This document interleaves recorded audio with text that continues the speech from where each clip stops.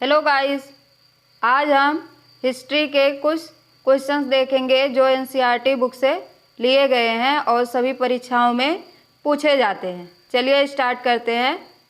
16वीं शताब्दी में यूरोपीय शक्तियों ने भारत में व्यापार करना शुरू कर दिया, जिसमें पुर्तगाली, डच, फ्रांसीसी और ब्रिटिश प्रमुख थे।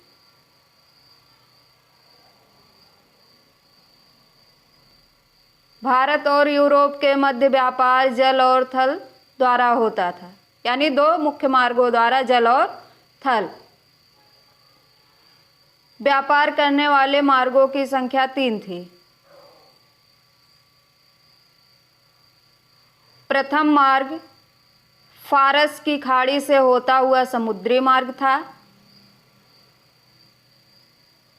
इस मार्ग से इराक, तुर्की, वेनिस और जिनेवा से व्यापार होता था। दूसरा मार्ग लाल सागर से अलेक्जेंड्रिया का था, जहां से समुद्र द्वारा वेनिस और जिनेवा को जाया जाता था। तीसरा मार्ग मध्य एशिया से मिस्र और यूरोप के लिए था। 15वीं शताब्दी में कुस्तुनतुनिया पर तुर्कों ने अपना अधिकार कर लिया।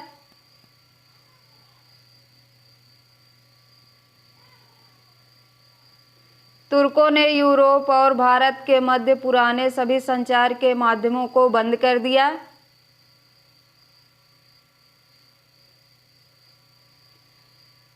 कुस्तुनिया नगर व्यापार मार्ग का मुख्य द्वार था।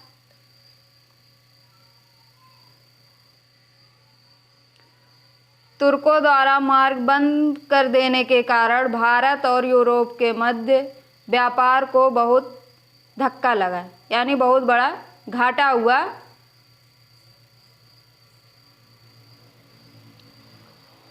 समुद्री मार्ग की खोज, जब व्यापार के मार्ग बंद हो गए तो समुद्री मार्गों की खोज हुई। भारत की खोज में निकले स्पेन निवासी कोलंबस ने अमेरिका की खोज की। कोलंबस भारत की खोज में निकला था, लेकिन अमेरिका की खोज किया।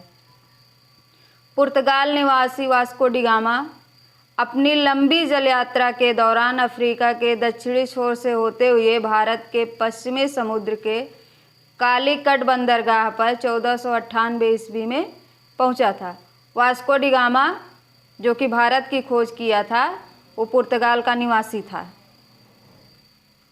अब पुर्तगालियों को हिंद महासागर होते हुए पूर्वी द्वीप समूह का नया जलमार्ग मिल गया, जिससे यूरोप और भारत के मध्य व्यापार पुनः शुरू हो गया।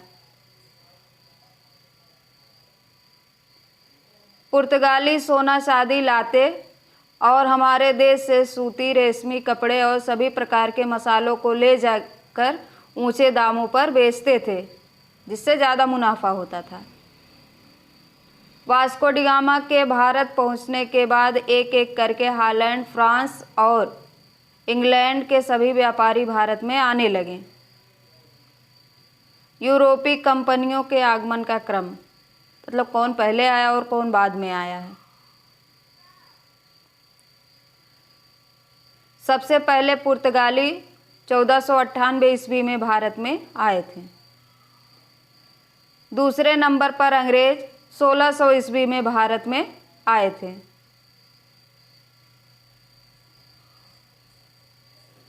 तीसरे नंबर पर डच 1602 ईस्वी में भारत में आए थे।